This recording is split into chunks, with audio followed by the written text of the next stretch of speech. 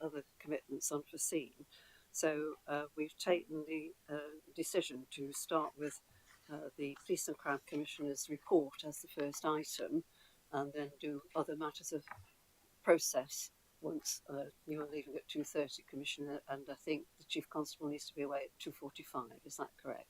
So I appreciate people have got a lot of questions, and we'll try to fit in as many as we can while we've got your presence here, and then we know that your deputy and other members of your team will answer questions with your permission. Just do apologies and declarations first. Okay, yeah. So we've got quite a lot of apologies, I think, haven't we? If you could, you do it. Thank you. Yeah. Yes, apologies from Councillors Taylor and Wilmot. We don't have substitutes for them, and also from Leslie Dolby. Thank you.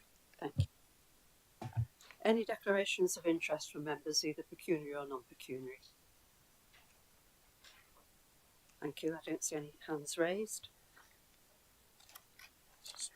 In that case, then, can we hand over to the Commissioner to give us his interpretation of report? And we've probably got a few questions, Commissioner, that we hope we can get in whilst you're still here.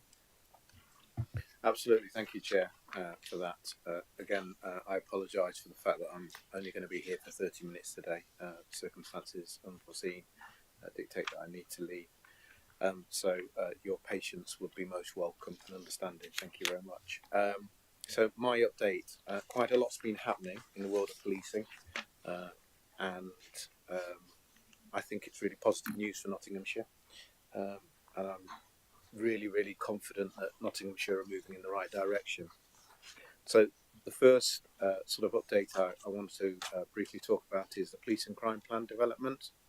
Now, you've been briefed on the Police and Crime Plan, and as I've described it as a living, breathing document, it is ebbing and flowing through consultation after consultation, and I believe that the information that we're receiving through these consultations is really developing it and rounding it into a very wholesome plan that actually does affect and deliver for the whole of Nottinghamshire. So obviously with the consultation, we've had events on the 4th of November with senior leaders and stakeholder event. We've had an event on the 15th of November with the voluntary and community sector. We had an event with the VORG stakeholder reference meeting on the 5th of September, and a panel workshop on the 25th of October. And we've also got a review with the force on the 21st of November in the internal meeting that we have for them to have a look at it, assess it, and determine and hopefully say that come to an agreement that this is workable and it hits all corners that we need to hit in terms of Nottinghamshire and delivering a safer Nottinghamshire. So there's many different additions to the revision of the plan, including increased focus on hate crime, modern slavery and exploitation, prevention and early intervention, and work to determine stretching but achievable suite of key performance ambitions. The other side of it as well is obviously we have rural communities which we need to serve, and it's really important that the plan touches on the rural communities, and I think you'll find that the title has slightly changed in terms of what the plan is actually saying. So it's Nottinghamshire and our rural communities to reflect that they are part of this picture. So our next steps in terms of the plan are confirming grant funding and commissioning plans. We'll be reviewing our partnership governance arrangements for delivering the plan and finalise an annual delivery plan which will set out the specific action and activity that will be undertaken. But we are already making good progress against the ambitions of the plan. So in terms of the plan, it is going well, it is evolving, and as I say, we are dealing with lots of different stakeholders and partners to really sort of shape the plan and make sure that Nottinghamshire is as covered as we can cover it in terms of policing. Over to my next good news story, neighbourhood policing. For those of you that still read papers, Nottinghamshire Evening Post, on the front page is myself, and we're putting bobbies back on the beat. So this is obviously in partnership with Nottinghamshire Police and Chief Constable, who's here today. I think it's a really good news story. I think it's really important that we have neighbourhood policing. And the reason that we have neighbourhood policing, I just want to kind of run through the reasons why I think it's so important. Interestingly enough, as soon as I came into this building today, a gentleman stopped me and asked me if neighbourhood policing was for, if it was just for the city or if it was for everywhere in terms of Nottinghamshire. And I assured him it was for everywhere in Nottinghamshire. So all of the activity is now focused on core neighbourhood pillars. Okay, for those of you that don't know that, so it's engagement, problem solving, and targeted activity with an automated data via Power BI dashboard to aid and provide solutions for problem solving. New ASB and problem solving officers introduced to offer expertise on problem solving and sharing emerging and best practice. Now, I think this will really help, particularly in some of our shire communities, because I know that antisocial behaviour is one of the main issues that they have in these communities.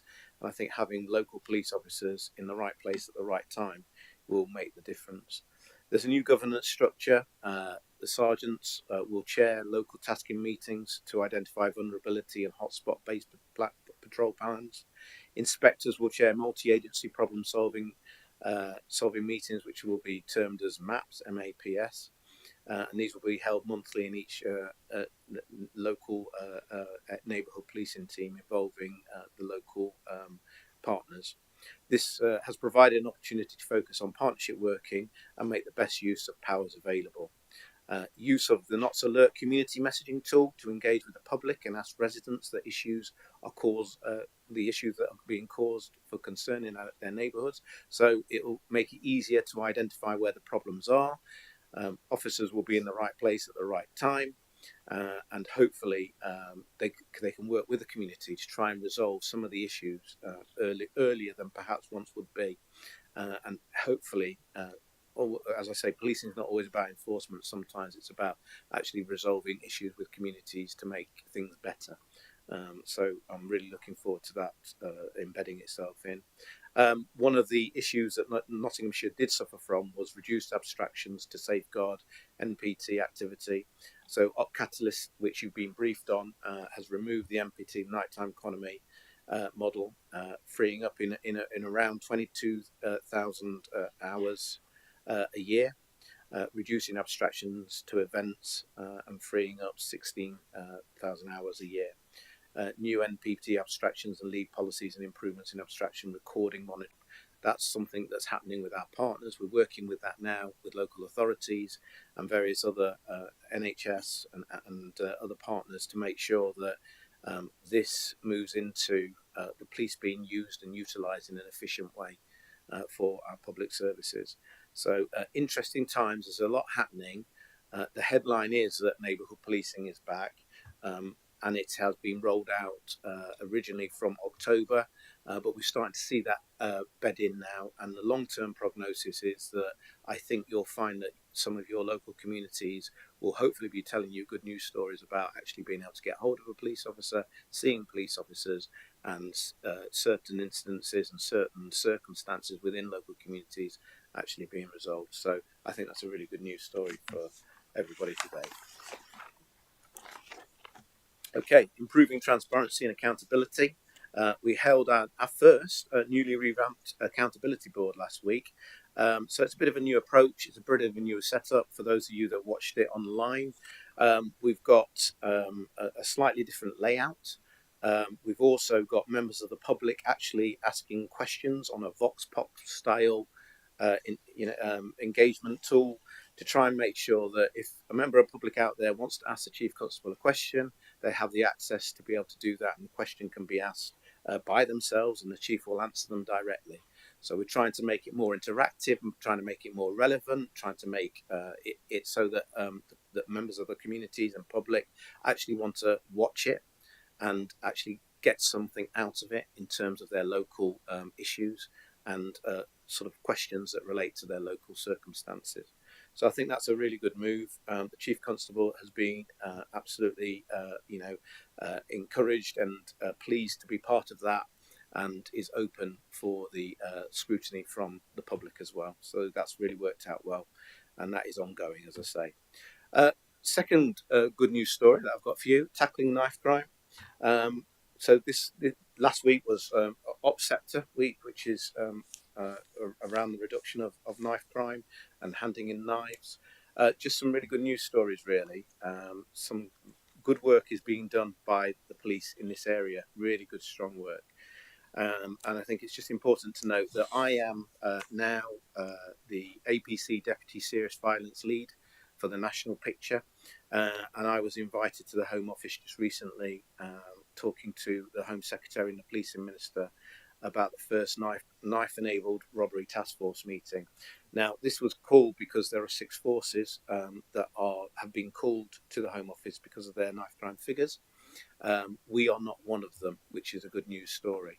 But being on the board, I was obviously at the meeting, and I was able to put some issues to the Home Secretary. Now, what was interesting was that the issues I put to the Home Secretary weren't any different to the issues that all of the other forces were putting in front of them. And the other forces are quite big in terms of their stature and so on and so forth. But I think the message really got to the Home Secretary. So we talked about one of the major issues that we've got at the moment is having a bit of a problem getting schools around the table, and obviously having a large number of young people out on our streets when perhaps they should be in schools or alternative provisions. This is being shared countrywide. This is not just a Nottinghamshire issue. And we were able to speak to the Home Secretary and really stress the fact that we need to have schools around the table and start addressing the issues of exclusions and what that really means for the picture of young people being out on the street. So I think that's a positive move, and at least we've got access, and I've got the voice for Nottinghamshire at the table with the Home Secretary who's now addressing that issue. The other good news story in terms of knife crime, obviously, it was OpSector. Firstly, the amount of knives that were handed in, it was basically astronomical. Up to about nearly 500 different knives were handed in during this week. But I think more importantly, Nottinghamshire was identified as a force that has really good practice in terms of knife crime and what it's doing. So we had a Mr. Stephen Clayman from the Met, who's the commander of the head of special crime, and a Brendan Murray from the National Police Chiefs Council come and visit Nottinghamshire and see what Nottinghamshire are doing. And what I will say to you is I will just read and quote what he wrote back. So his quote is, as part of Sector Week of Action, I wanted to see how different policing areas are tackling this difficult and complex issue of knife-related crime. I was very impressed with the strong collaboration between the policing, the VRP, education and the voluntary sector. The work conducted by the Stone Soup Academy, breaking barriers, building bridges, funded by the VRP, along with the outreach work and wider policing response by Nottinghamshire Police, was exceptional to see. It was compelling to see real examples of people embedded in their communities, not only suppressing violence in the moment, but also building a longer-term prevention work. This was a great example of working across the different facets of tackling knife crime, from prevention to enforcement. I go on. He said he would also like us to lead nationally on the 4 Ps plan, which is prepare, prevent, protect and pursue. For protect, as he deemed our model as best practice. He stated he wanted us to present this on a national scale. So Nottinghamshire is very much in the headlines for some really good news stories in terms of neighbourhood policing, knife crime. We are clearly one of the forces that they're looking upon for the Metropolitan Police to choose us and come and look at us as a shining example of how to deal with this issue. And I think what shone across more than anything else was that we have such good relationships with our communities, and the way that we're working together with our communities really, really came across really strongly. And some of the work that's happening, particularly in the city centre with regard to knife crime and the relationship they have with the police, was outstanding, really. And we're really getting ahead of some of the issues that we've got, and that has been obviously identified and noted by the Met Police. So I think that's really, really good. And I'm feeling really confident about where Nottinghamshire is in this issue. and hopefully we can keep on driving it down and doing the work that I think is really impacting. That seems like a good moment to pause, Yeah, Commissioner. absolutely. If Yeah. I may, I'm mindful of time. Mhm. I think there probably are quite a number of people who want to just pose a question to you. Councillor Jones, I think. Thank you, Madam Chairman. Thank you, Commissioner Gordon. Can I just ask a couple of questions on knife crimes? Good to hear about all the proactive work that's been done. What I will say is the recent amnesty that we had for the zombie knives, etc.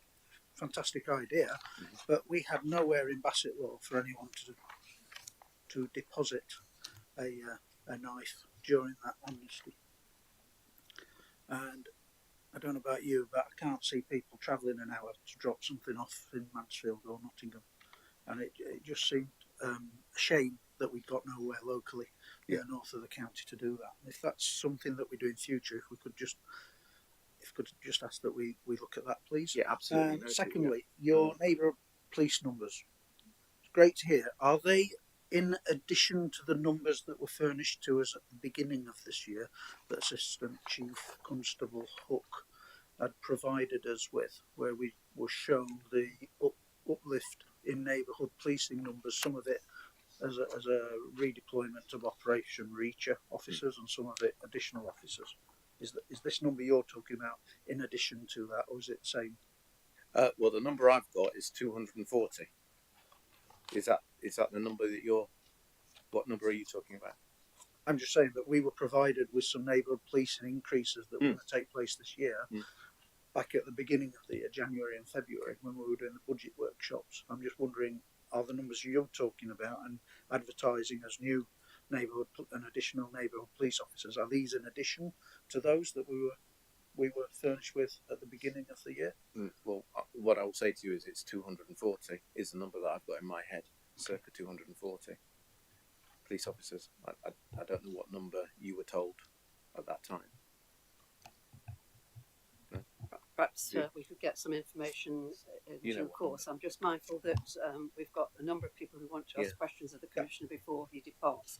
So if we go to Councillor Woodings and then Mayor Abrahams, and then have several more people wanting to just put a quick question to you. Thank you very much. Can I just ask about the new abstraction policy that's come into effect? It says that you are able to monitor it via a mobile phone application, but what exactly are you monitoring? When is your baseline for when that monitoring started, and what exactly are you monitoring? What statistics are you gathering, and is that something that could be shared with a future panel? I don't see a reason why it can't be shared. In terms of monitoring, Dan, specifically, if you just respond to that, thank you. Yeah.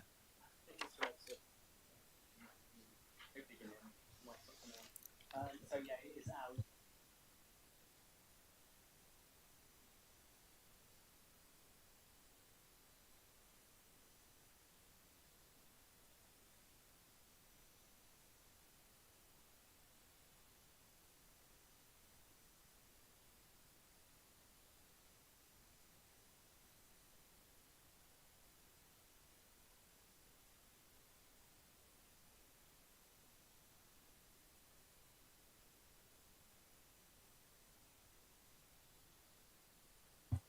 So it's hours lost to the abstraction from neighbourhood policing. Is that correct? Yeah. It is, and if you don't mind, what it's reliant on is it's reliant on the officers logging it themselves.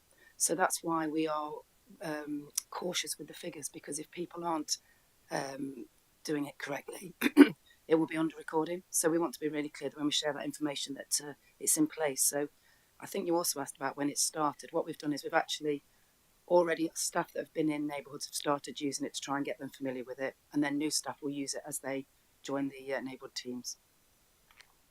Thank you. So what is when is your baseline figure that you're going to measure success from?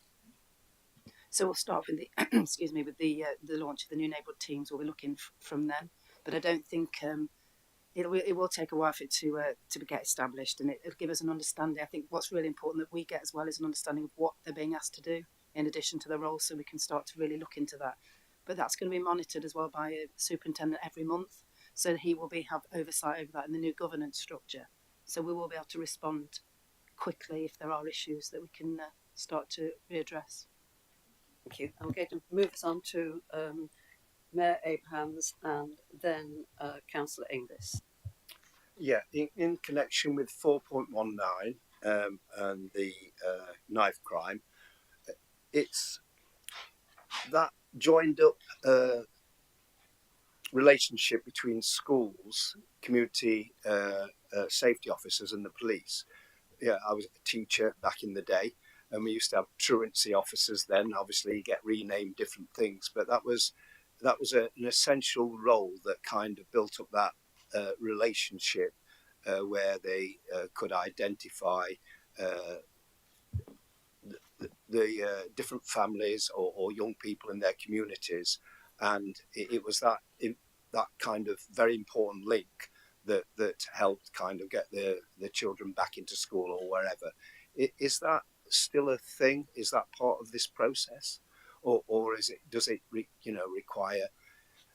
I believe that quite a lot of the truancy officers disappeared because of lack of funding, and whether we can actually think about how we can get that kind of part of that neighbourhood policing is having that person in the community that knows the personalities to get those young people back into school. I would like to say that it was that simple to fix, but I don't think it is. I think schools have gone through a process of excluding pupils. They use alternative provisions now. Some schools do it internally. Some schools do it externally.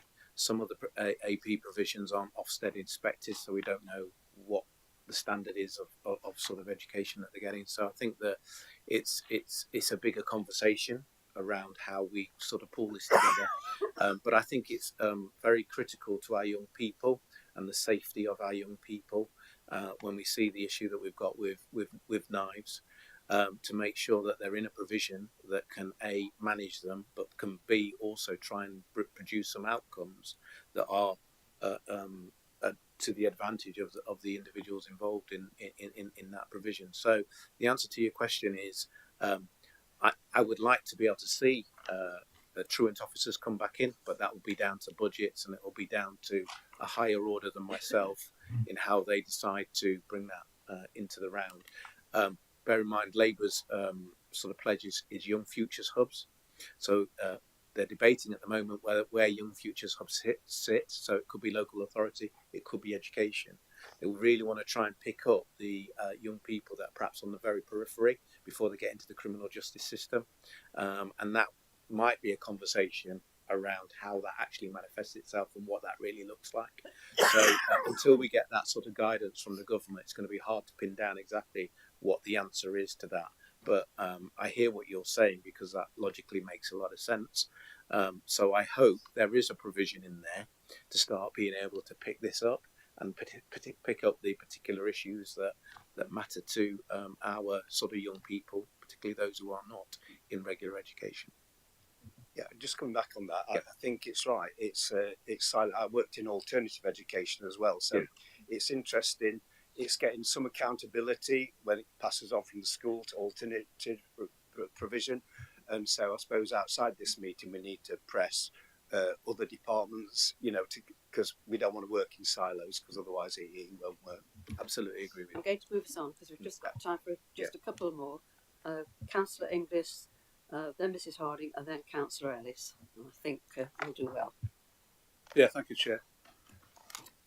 Yeah, I just want to thank you, Commissioner, really, for the inclusion and recognition from the stakeholders meeting to actually include rural crime in your plan. It's something that was originally omitted, but I'm glad that feedback has been taken into account. I want to thank yourself and the Deputy for coming to our Rural Crime Forum on the 6th of November, which has really helped build the confidence and trust in our rural and equestrian communities. It has been at an all-time low, and I think your presence there last week greatly helped. We had really good attendance, and I just hope you stick to your promises and commitment to what you promised, and if that can be enhanced as well, all the better. But just thank you for coming. It's been a good help. Thank you.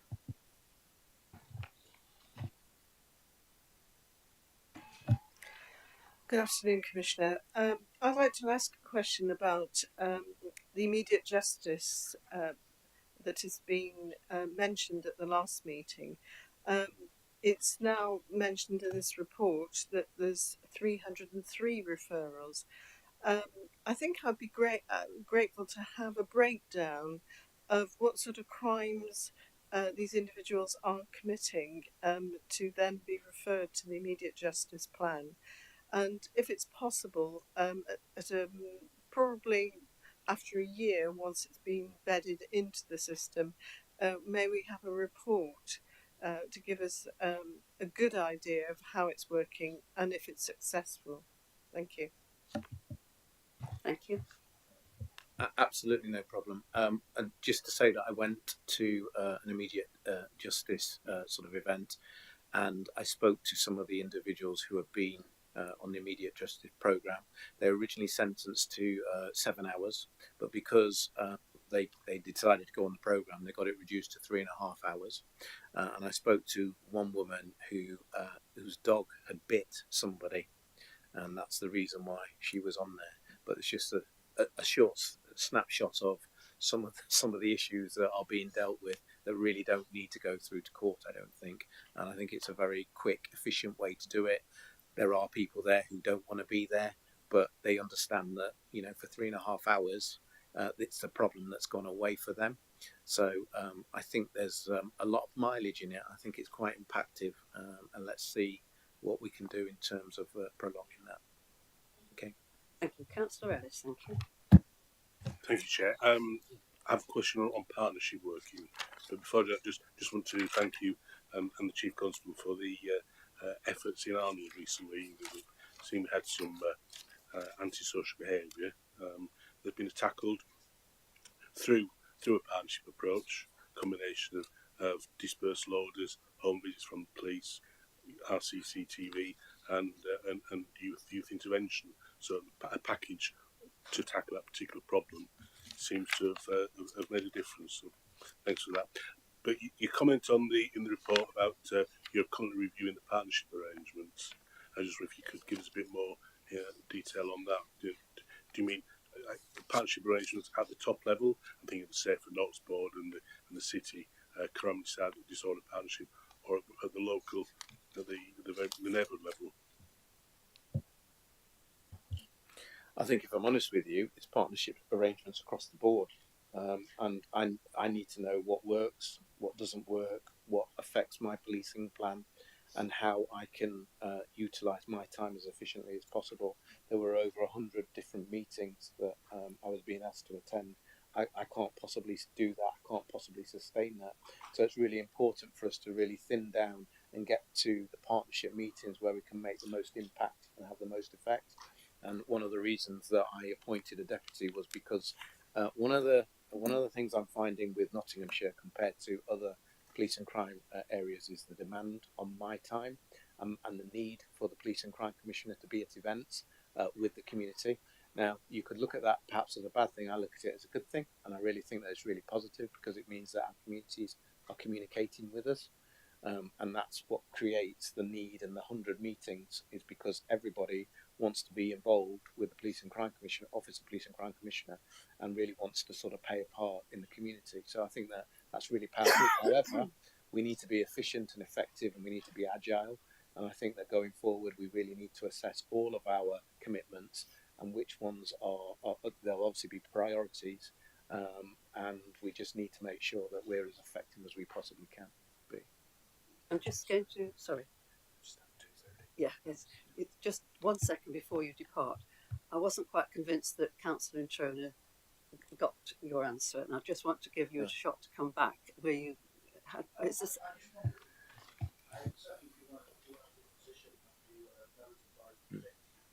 So if you could use your mic, Councillor. I'm aware that you weren't in position when we were privy to some details relating to neighbourhood policing numbers increasing. Some of that was as a result of redeployment of some of the Operation Reacher officers. Yeah. And I think we certainly, Chief Constable Maynell gave us some information that I think had been drafted by Assistant Chief Constable Hooks. I'm just trying to clarify whether it's those numbers we're talking about now, Mm. and they're starting to come through, or are you talking about some additional numbers on top of that? I don't have that information with me, so I can't tell you what that number was.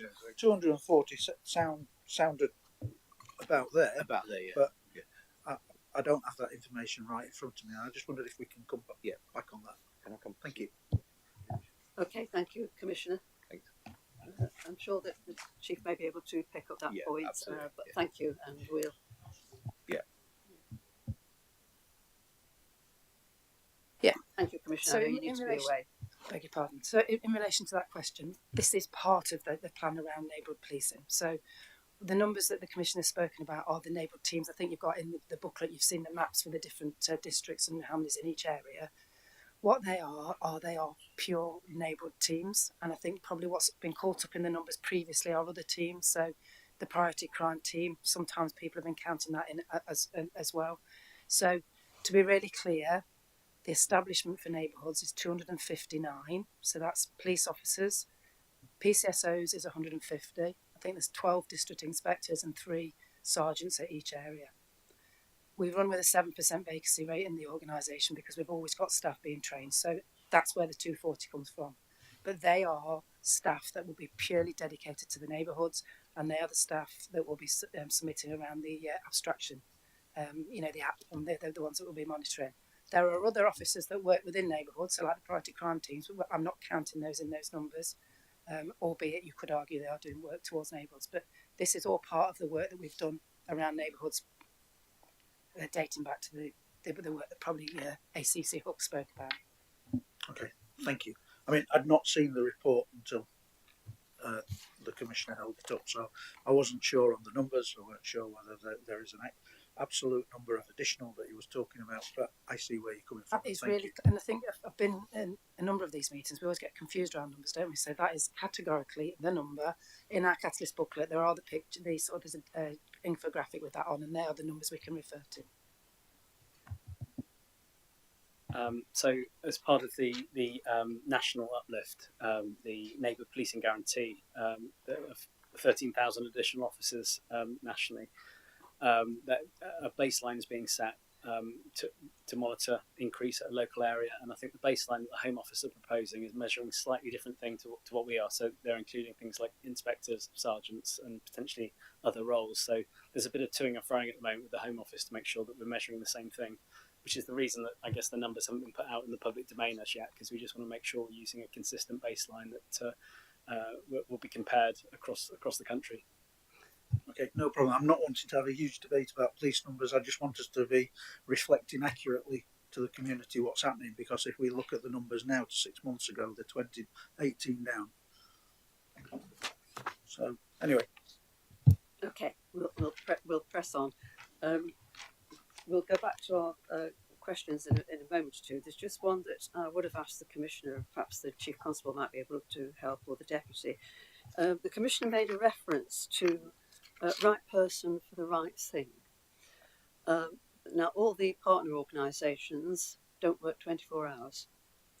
And that's always been a problem. And I wondered if there's a different approach going to be made, because that's been something of an issue for as long as I can remember.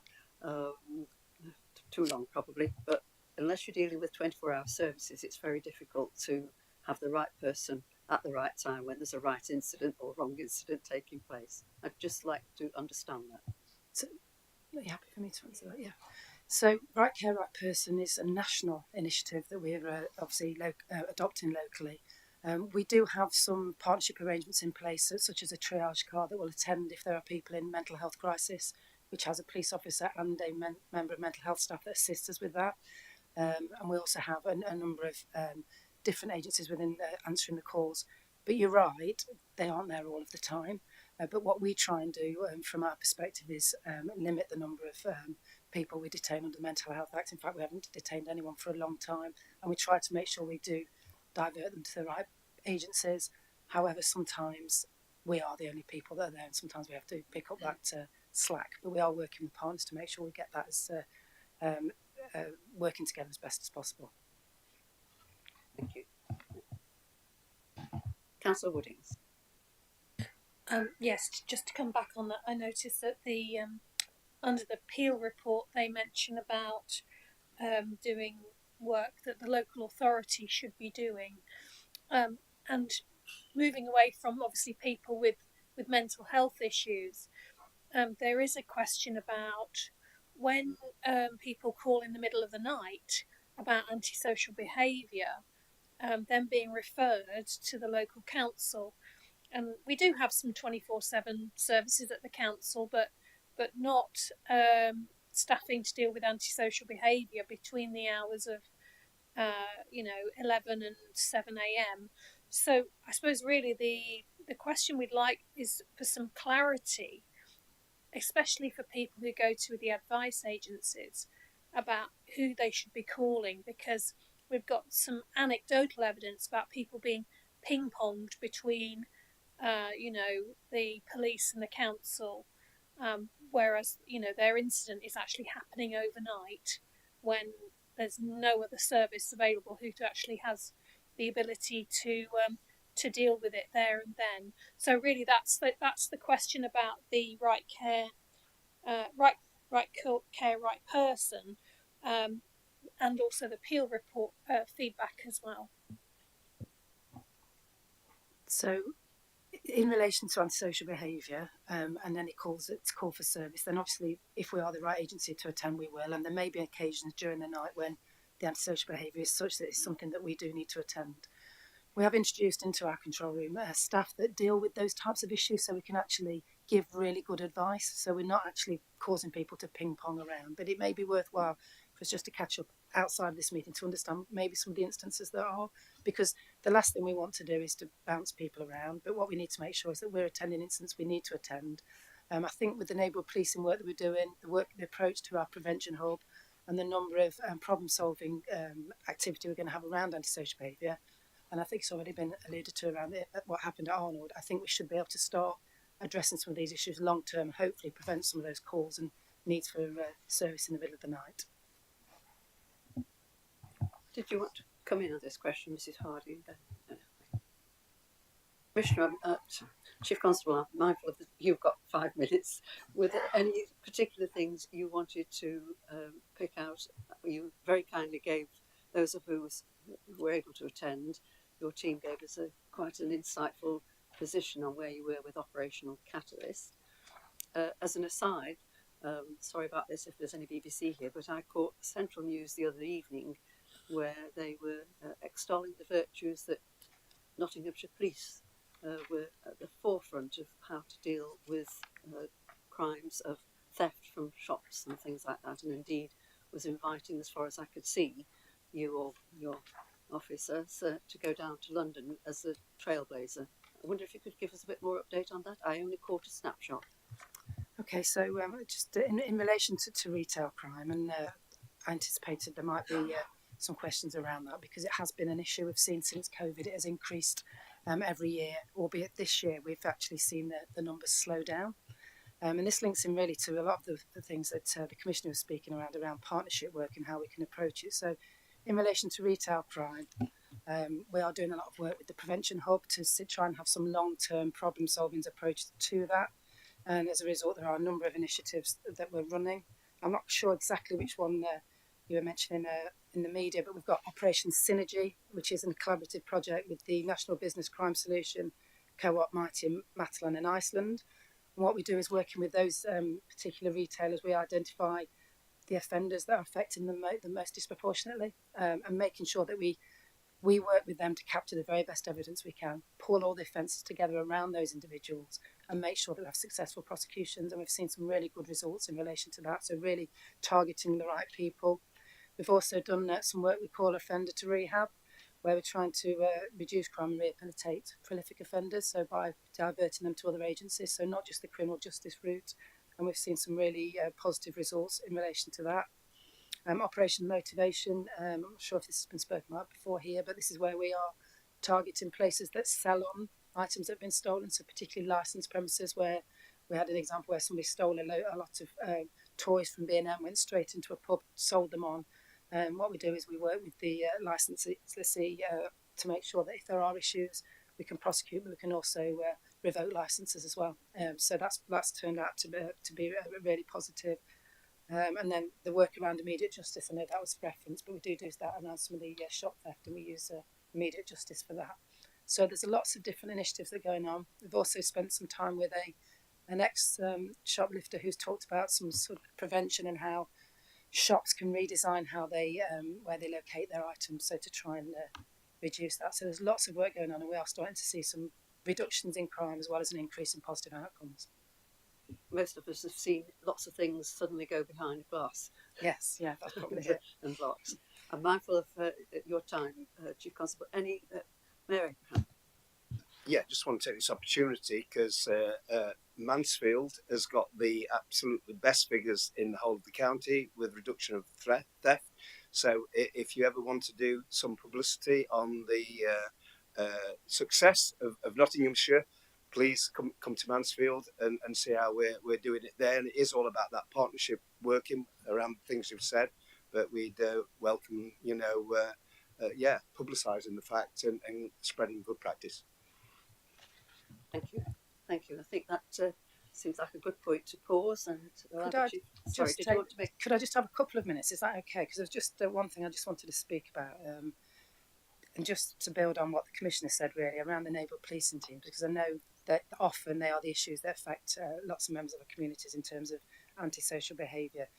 So what's really important, it not only at the neighbourhood policing teams, but is what support we can give to them. So within the prevention hub, we've now got 5 problem solving officers who will link in with the neighbourhood teams in terms of the solutions they have around issues that have been raised by the community. And that will enable us to ensure that any crime that's identified and social behaviour that's identified in an area, every single one will have a problem solving plan.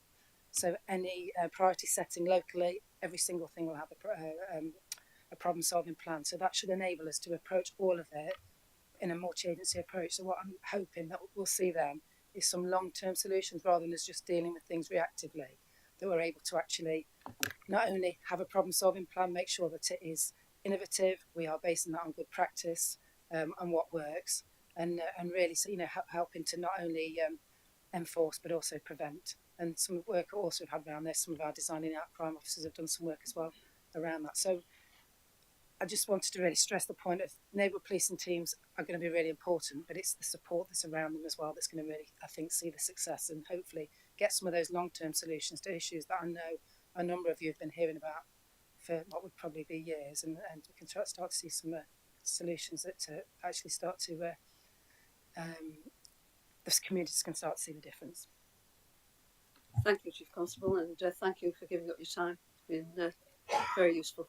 Members being able to ask you a few questions that have come to light. Thank you. If our Deputy Commissioner and the team are ready, if we can revert back to our programme, and we've got still a few questions that members would have wanted to point to the Commissioner, so we'll carry on and put the questions to the Deputy Commissioner and the team that are here to support.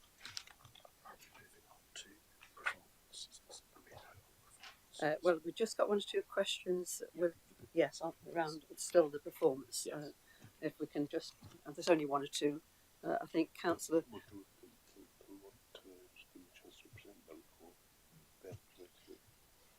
Oh. Okay. So the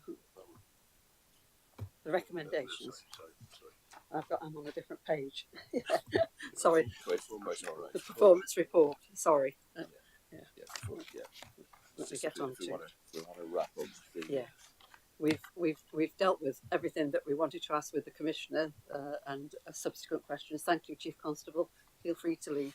We're just happy to. So our recommendations are just to acknowledge the contents of the report and take the questions. So we're now going to move on to item 8, which, and I'd already got it ready, but forgot to turn the page. Thank you. Over to, is it the Chief it's Dan. Thank you. Thank you, Chair.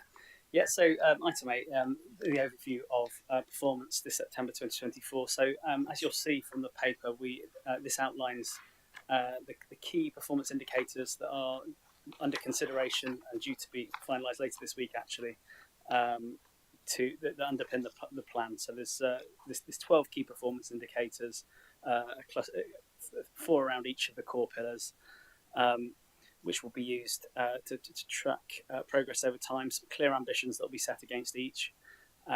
And we'll be monitoring those very closely just to check that they're still driving the right activity and behaviours on a year-to-year basis. So the actual performance ambitions we hope to have finalised by the end of this week, actually. So we'll be reported to you at the next meeting. The paper also outlines the changes that have been made to the performance and insight report. So we've got a whole new performance and insight report now, which is structured around the draft police and crime plan. The majority are indicators that you've seen before, but you'll see a table in the paper that highlights the new indicators that have been introduced and those that have been removed from this version of the P&I report. Albeit many of them are still being monitored through specific subgroups that we hold, and performance reports that underpin the police and crime plan. In terms of the key performance indicators, most of those have been taken from the performance and insight report, but there's one new indicator that we're proposing around violence against women and girls. And this will be analysing a basket of crimes in which women and girls make up around more than 75% of recorded victims. And there we're looking to increase reporting ultimately, so it's not a measure of overall violence against women and girls, but the focus will be on positive outcomes. We've also got the 999 call answering within 10 seconds. That's a new measure. It was previously monitoring abandonment rates. And we're introducing a new measure around the quality and completeness of investigations, and that's a key area for Catalyst in terms of performance improvement. And we're still determining the precise measure that's going to be used against that particular indicator. But as I say, they'll be reviewed at the planning and efficiency group later this week. In terms of the performance insight revisions, you'll see that 15 indicators have been removed, 17 added, and we've got a breakdown of them there on page 89. In terms of the actual performance update, so it's turning to page 90 onwards, these haven't seen a major shift in what we were reporting as our main positive and negative exceptions on the last quarter. And I will sort of largely take them as read, but we're clearly seeing those strong reductions in neighbourhood crime, some of the strongest in the country, in fact. Our analysis so far shows that there's no single factor that's led to that reduction. There's a whole range of contributory factors, but there is strong alignment with areas of safer streets activity, and as you say, strong reductions in Mansfield also as part of that breakdown. ASB levels are still trending down, which is positive, provided that's not down to reductions in reporting and confidence to report. Although we do highlight within our police and crime survey, there have been increases in vehicle nuisance, street drinking, and aggressive begging have all seen rises over recent months in terms of self-reported experience of those areas. So that's something that we're looking at in more detail. There's been a strong upturn in victim satisfaction with the police. This is largely linked to more people being offered the support service since moving to an opt-out model, and also various improvements in victim support and victim feedback that are being delivered by the Catalyst programme. We have, in terms of the negative exceptions that we highlight here, we've seen a drop in public confidence in the city in the last quarter, most notably. Potentially coinciding with the increase in civil disorder over the summer. We're also seeing a deterioration in outcomes impacting on minority ethnic communities. So you'll see a rise in police recorded hate crime, again, largely since the unrest in the summer. A drop in public confidence against people from minority ethnic backgrounds, and a quarter-on-quarter deterioration in residents' perception that people from different backgrounds get on well. So that's the kind of cohesion indicator that we have within the police and crime survey. These are all being reported into the Earning Trust and Confidence Board and the Diversity, Equality and Inclusion Board, and we're unpicking the reasons for this and looking at kind of the messages and engagement through our independent advisory groups. Out of court resolutions is another area of concern in that we've seen a further drop in the use of out of court resolutions and an increase in charging, which again is kind of adding that demand into the criminal justice system. We, on a positive note, we are envisaging a formal transition to a new two-tier out of court resolutions framework in the new year. It's looking like January at the moment, following that, we should see a considerable uplift in the use and positive outcomes from out of court resolutions. And just a note that I'll draw your attention to in terms of the stop and search data. So you might recall at the last meeting we highlighted a rather sharp increase in the use of stop and search and a deterioration in the positive outcome rates for stop and search. That continued into the second quarter and gave sort of some immediate causes for concern, really. And it led to the data being unpicked, and the force identified an anomaly in their recording since April 2024. So a new performance tool have been brought in to track stop and search, and from April 2024, it included the vehicle stops under sections 163 and 164 of the Road Traffic Act. So clearly, as that sort of filtered through into subsequent quarters' data, it led to some significant concerns. That's all been rectified now, and I'm pleased to report that accurate year-on-year comparisons show a 26% reduction in the use of stop and search and a 2.9% increase in positive outcome rates. So completely the opposite of what we reported at the last meeting. So, but hopefully explains the rationale, the reasons for that. And I think that's it in terms of the overall overview of the performance paper. Thank you, Dan, for the update. We have got a couple of questions that you won't be surprised about. Councillor Batcho, thank you. Hi there. I've got a couple of questions actually. So the first one relates to the performance and insight report revisions.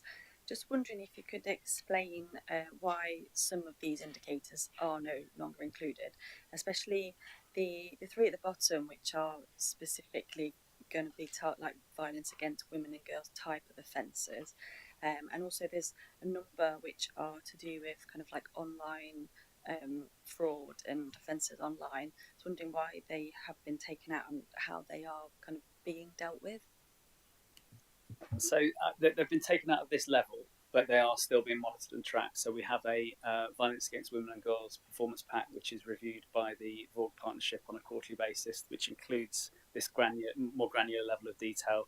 I think in the performance and insight report, we did note that these are very low volume offences, and they can increase and decrease quite significantly at major fluctuations throughout the year. And I think it probably takes, when we're putting this information out in the public domain, it takes a bit more of a nuanced level of understanding and narrative to support some of those indicators. So that's being monitored and tracked, and if there are any significant issues of concern, they will be escalated and they'll be fed into the performance and insight report.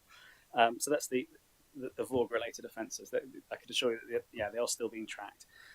Likewise, the online fraud. So we have our quarterly fraud partnership, which has a whole raft of indicators within a performance pack where these are being tracked and monitored. And again, if there are any significant anomalies, they will be reported into the performance and insight report. Did you want to come back? Yeah, just like my second, I understand that. That's good. Thank you. I understand now.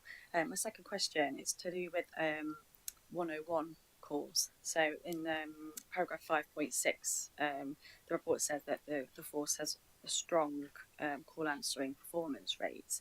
Anecdotally, I'm hearing from 3 or 4 communities within the past month where people are experiencing things like antisocial behaviour and kind of more the low level crime rather than serious kind of 999 call type crime, that people are not calling 101 every time. They're saying the kind of the overall reason that overarches all these communities is they haven't got time. It takes too long for calls to be answered, so they just leave them. That obviously then means there's no record of these crimes taking place. There's never going to be any resources targeting them because they don't exist officially. I was wondering if there was any data at all about how long on average it's taken for 101 calls to be answered. Whether we have noticed that there's a slight increase in abandonment rate, but mainly I think the indicator that we need to know about is, are people having to hang on for like 20-30 minutes before they're getting their calls dealt with?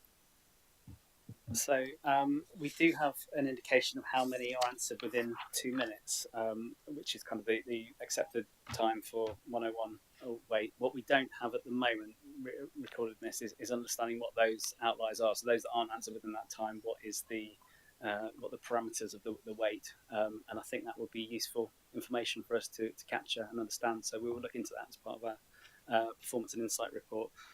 We have also anecdotally, we've been seeing an increase in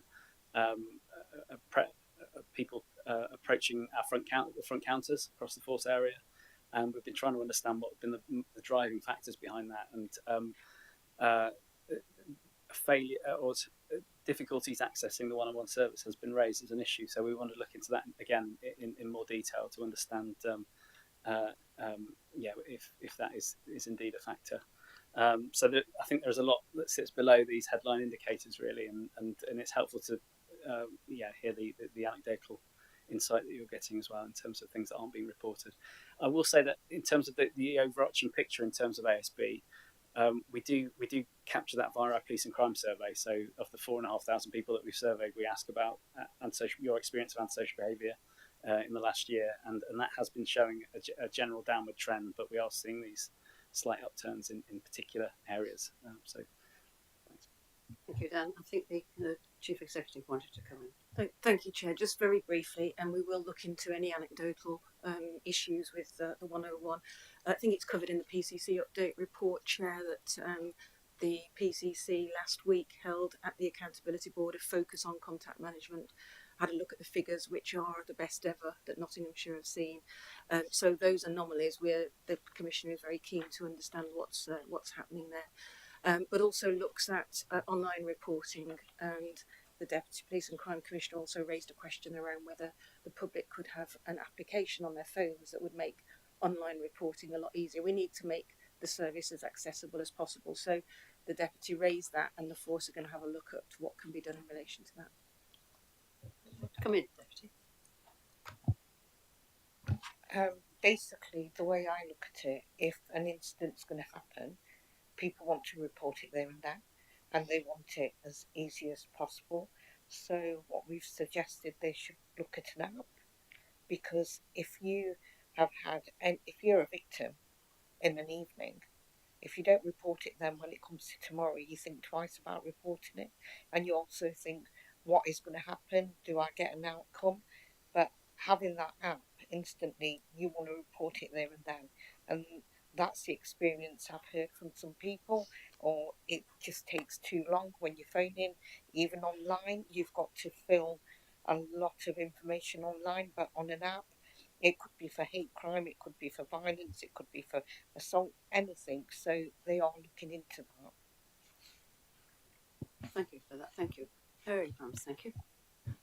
Yeah, my question's about something different. I'm just going to add to the last part. We've just had a recent meeting where we had residents, because of a particularly bad incident with a young person, and it'd be interesting to know the data around how many people actually do Crime Stoppers versus 101 versus reporting directly to local district councils, and confidence levels, because there was different sorts of feedback, about remaining totally anonymous, obviously with the Crime Stoppers, giving your number on 101, so you were anonymous, but you gave your number, and then whether there were any data falling through the gaps where people have reported it to local councils. So I think there's just a bit of work that we can do around that, and maybe lead into some positive publicity to build up confidence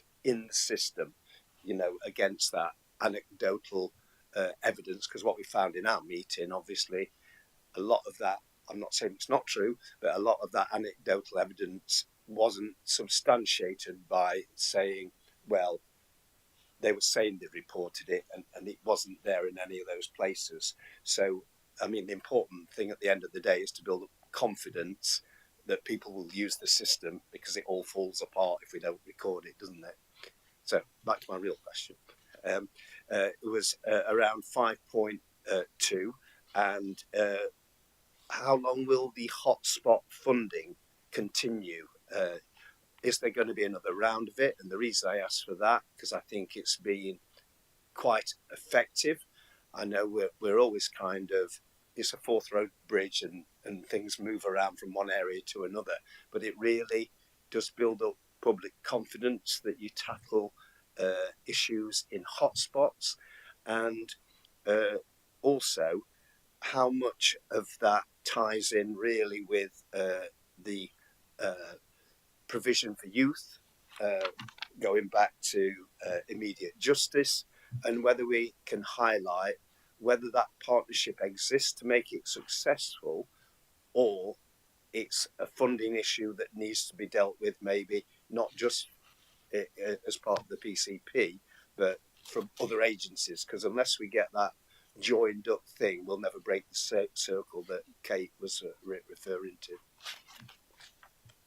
Chair, if I take that initially, Gillian might want to come in relation to the financing, but Mayor Abrahams, you asked about the funding situation.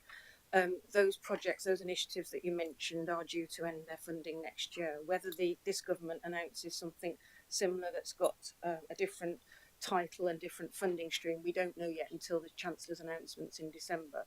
So what the PCC's update report covers, Chair, members, is a piece of work that the office has done, led by the head of commissioning and partnerships, supported by Gillian as the chief finance officer, around financial sustainability. So not waiting for the government's announcements to work out what is due to end and what are still priorities within the police and crime plan, or the emerging police and crime plan priorities that ought to be funded, or that we ought to approach partners around co-funding or co-commissioning opportunities. Commissioner Godden has also expressed an interest to explore some innovative ideas around getting together with the voluntary and community sector, the private sector, and seeing how we can have financial sustainability and build resilience with the community sector, for instance. So we're exploring a number of options. We have gone through a process of prioritising those commissioned services that we feel are top of the list in terms of priority, because they match a statutory responsibility of the Commissioner, or they will attract harm if they are not funded. We've consulted the stakeholders, key stakeholders, our statutory partners, if you like, on the 4th of November, and we had that community event last week that was mentioned in the PCC update report. So we are doing all we can to ensure that there isn't a cliff edge, that there are plans in place with our partners, with the community sector, and looking at innovative ideas so that the things that are working continues. In amongst that, we are looking at the evidence base to a lot of these initiatives, because the very nature of temporary government funding means that by the time you've initiated the project, you haven't evaluated it before you get another funding stream. So we are looking at resource within the team to see whether we can properly evaluate that, but also reaching out to our providers to say you really must be able to demonstrate results and impact before you can have the expectation of that funding continuing. So all of that work is going on in the background to inform the Commissioner's decisions pending the Chancellor's announcement, so that we'll have a list of priorities in relation to dialing up or dialing down depending on the amount of funding that Nottinghamshire receives. If that gives you some assurance, that work has been going on in the background all over the summer. Thank you. Do you want Gillian to?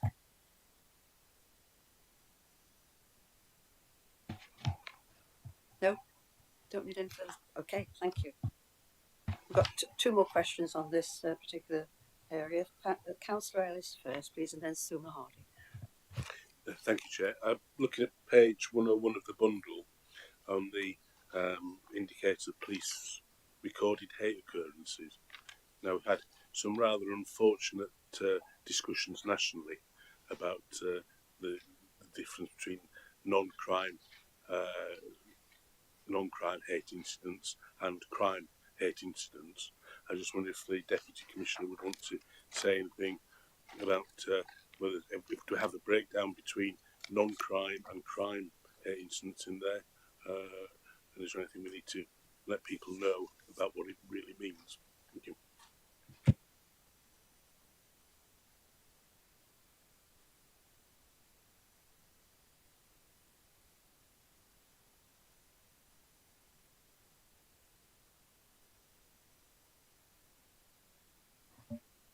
Yeah, if I take that. Yeah, so so we do have a combined measure there of hate crime.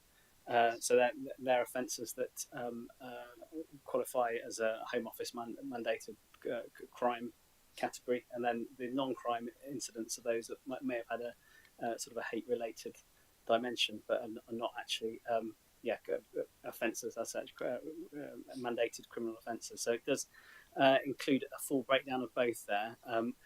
At last, I think I'll be guessing actually in terms of the breakdown. I think there was at one stage there was a relatively sort of 50-50 split between incidents and crimes, but I would need to go back and pick the data really to disaggregate both, which we can report back to a future meeting if that's helpful, or outside the meeting. So that figure of 2,400 roughly includes crimes and non-crimes. Yes, it does. Yes. Okay.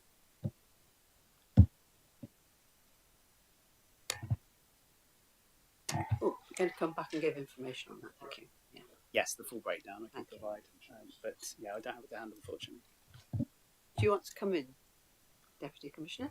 Yes, just to say that the Commissioner is also asking questions about the reporting and the non-reporting, and that's what he's asking the Chief Constable and how we're going to deal with it. Thank you very much. Thank you. Mrs. Hardy. You touched on the two-tier out-of-court resolutions. Obviously, that's a new scheme that's going to come into play. Did you say January, was it? That's right. Yeah, we currently early January is the current plan. But I think the panel will be quite interested to see how that works, and I was wondering perhaps if we could tie that into a report on immediate justice, because I think the two possibly may work together.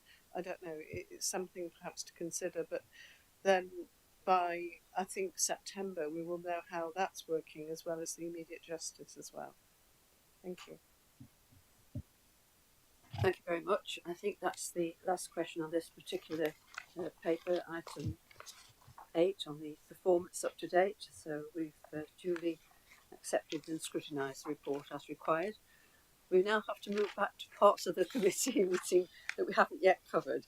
So we need to go back and do some of the things that we would have dealt with. We'll start with item 1, the minutes of the meeting held on the 16th of September. Hopefully people have got those to hand. If there are any questions, please shout out. If not, I propose that these be accepted from the chair. You have first of all the first set of meetings. Can I propose those from the chair? All those in favour? Thank you.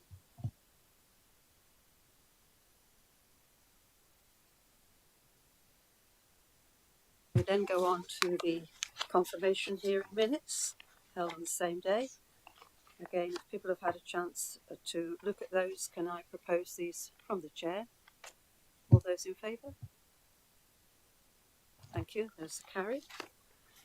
That takes us to item 5, the work programme, and my thanks to our colleagues here who look after this on our behalf.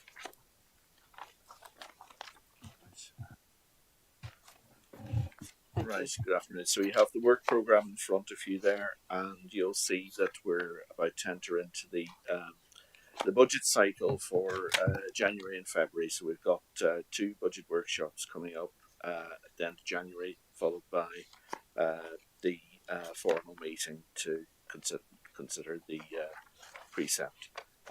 We'd also have the an update from the Police and Crime Commissioner at that meeting, followed by the we get our final dab at the final draft of the Police and Crime Plan for 2024-29.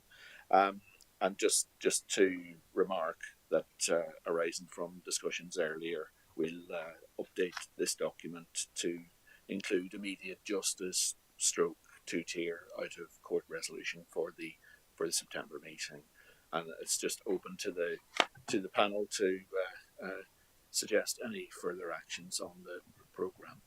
Councillor Williams.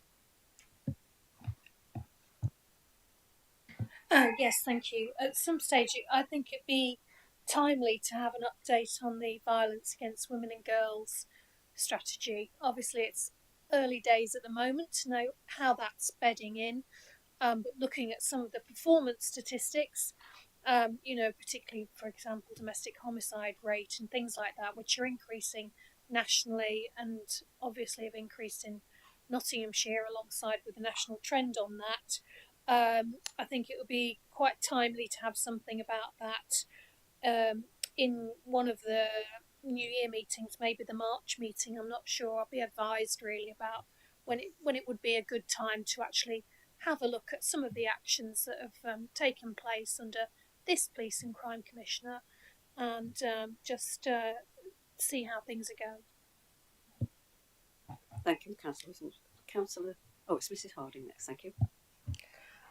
I extended an invitation to the Commissioner to come and visit the Magistrates' Court. The date we had in mind was January the 8th. I haven't had any confirmation from his office yet, but if that is suitable for him, I'm extending the invitation to the whole of the panel. And if anybody would like to attend, please let Noel know. I'm going to make him in charge of that. Okay, thank you. Thank you. And Councillor Ellis, thank you.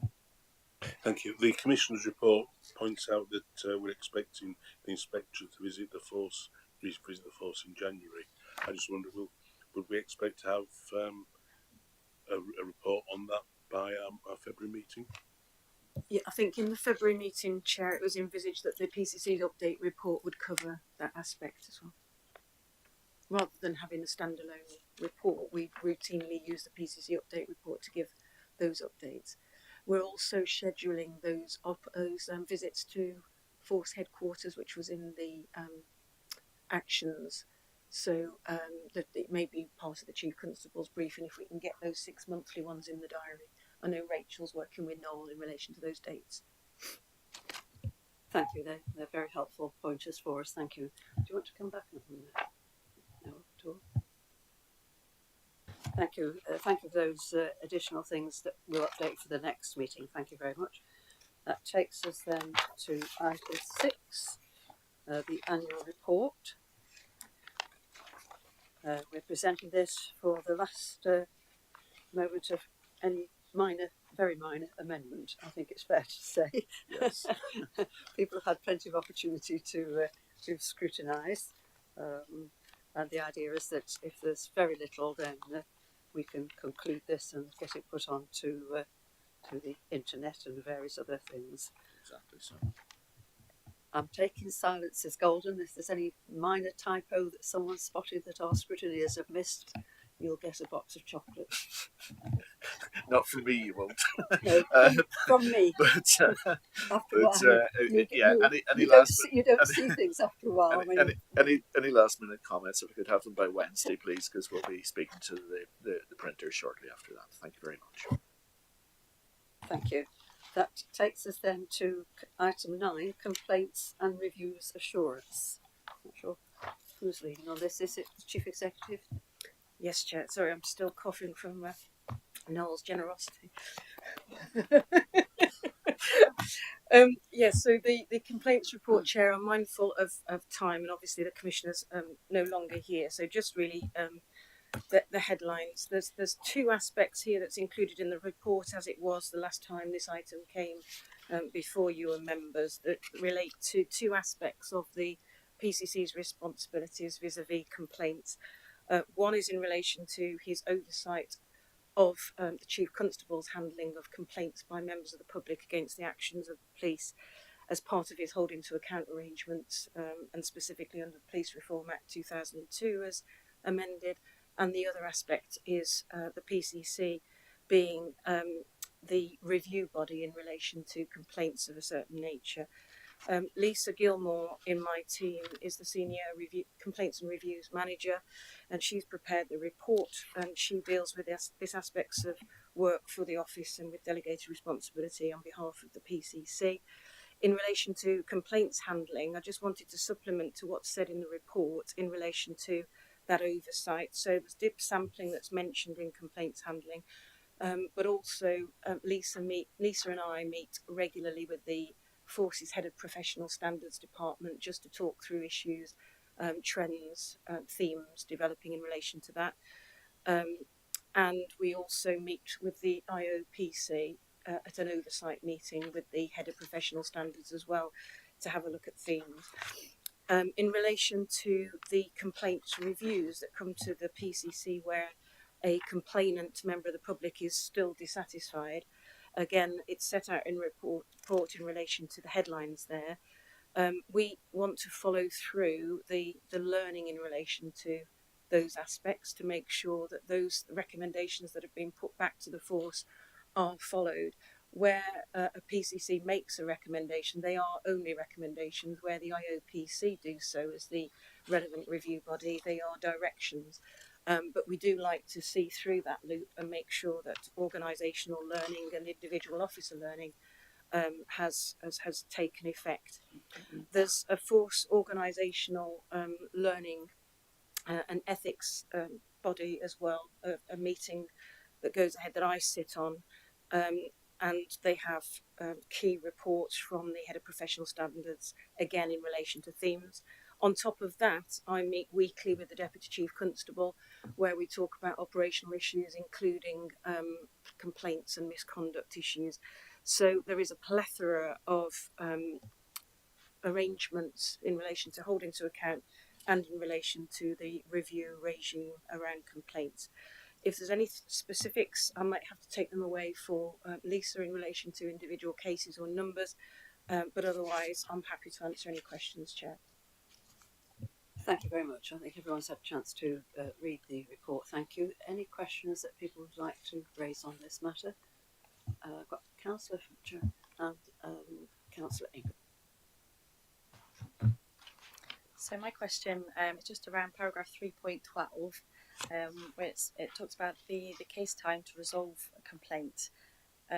It's increased from 27 to 90 days, and then when handled by an investigation from 46 to 144 days. I was wondering if there's any kind of insight or explanation as to why there's been big increases in those times.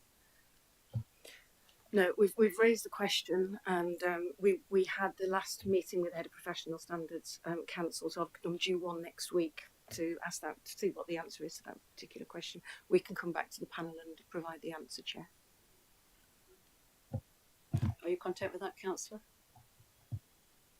Councillor sorry, just I'm very sorry. Just to capture what you just said, Michelle, where has it been discussed next week? So it's been raised with the Head of Professional Standards, and I'm due to meet with them next week.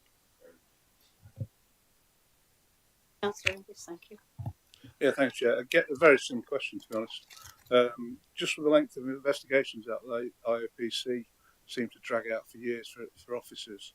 You know, I know there's a case recently where a sergeant took his own life after the investigation had been running for 2 years. So whether you put any pressure on the IOPC to expedite their inquiries, which do seem unnecessarily delay them long. And just in addition to that, are there many NOTS officers that are on long-term suspension? I don't know the suspension data, Councillor, but in relation to the IOPC and timeliness, I know this has been raised nationally with the IOPC. The IOPC is under new leadership, and she's made it her commitment, Rachel Watson, to have a look at timeliness and resourcing of the IOPC. The Commissioner has also raised it with the Regional Director. He meets regularly with the IOPC Regional Director that covers Nottinghamshire. So it's something that is raised, but in relation to the actual suspension figures, we'll have to come back to you on those. Yes, I think it would be more of a question of having a look at the landscape rather than anything where anyone, even if we don't identify names, it can easily be identified. and so it would need to be a bit sensitive about that. But I think it's a reasonable question. But how you want to provide the information, I think, needs a bit of careful thought. We'll note that. Thank you. Any other questions at all? If not, can I thank everyone for. Have you got any other business? No. Thank you, everyone, for your attendance, and stay safe in the snowy weather that's presumably coming our way. And we'll see you in the depths of winter. Thank you very much. I duly close the meeting.